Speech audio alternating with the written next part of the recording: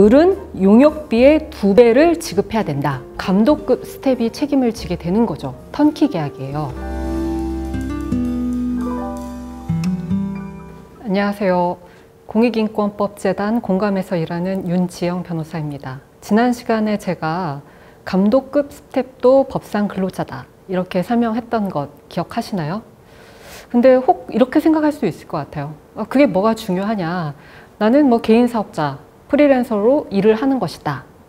그래서 그렇게 생각하시는 분들을 위해서 그런 경우에는 어떤 책임을 지는지 좀 설명을 드리고자 합니다. 이런 경우에는 제작사와 감독급 스텝의 관계가 소위 말하는 원하청 관계가 되는 거고요. 실무에서는 턴키 계약을 맺게 되는 거죠. 그냥 회사에서 돈을 주면, 원청에서 돈을 주면 하청업체가 모든 책임을 지고 계약을 이행해야 되는 것, 이게 이제 소위 말하는 턴키 계약이에요.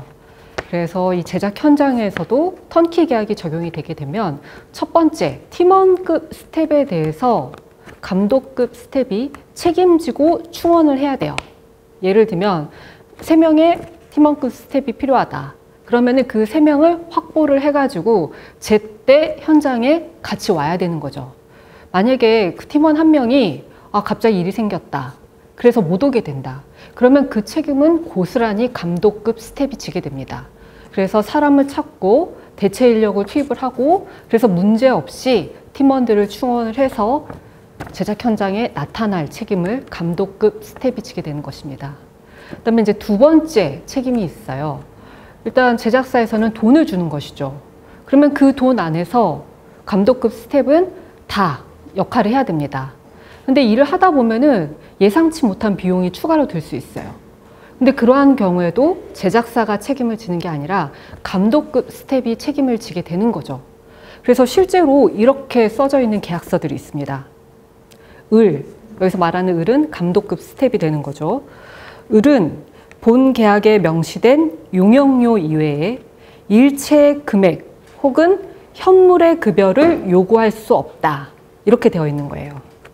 물론 뭐 하도급법이라는 게 있어서 제작사 측의 잘못으로 비용이 발생을 하는 경우에는 그때는 제작사가 책임을 일부 부담을 하긴 해야 돼요.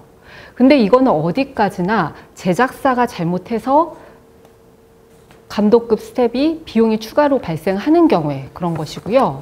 예를 들면 천재지변, 날씨가 갑자기 안 좋아졌다. 그래서 촬영 스케줄이 뒤로 미뤄진다. 그러면서 예상치 못한 비용이 발생하고 그런 경우에도 이걸 다 감독급 스텝이 부담을 해야 되는 거죠.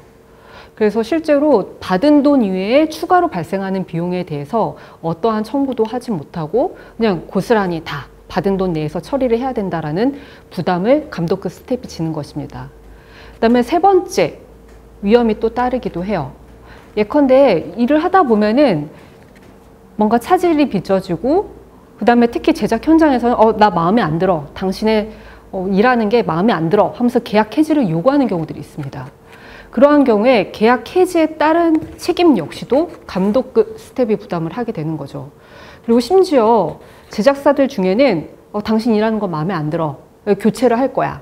근데 교체를 하려니까 비용이 드네. 그거에 따른 어떤 새로운 감독급 스텝을 모집하는 데 드는 비용 이런 것들에 대한 요구로서 위약금 2배를 물어내라고 하는 경우들이 있어요. 제가 예를 한번 들어보도록 하겠습니다. 계약서 중에 이렇게 써져 있는 거죠. 을의 귀책 사유에 의해, 여기서 말하는 을이 이제 감독급 스텝이 되는 거죠. 을의 귀책 사유에 의해 계약이 해지되는 경우 을은 용역비의 2배를 지급해야 된다. 플러스 이와 별도로 손해도 배상해야 된다.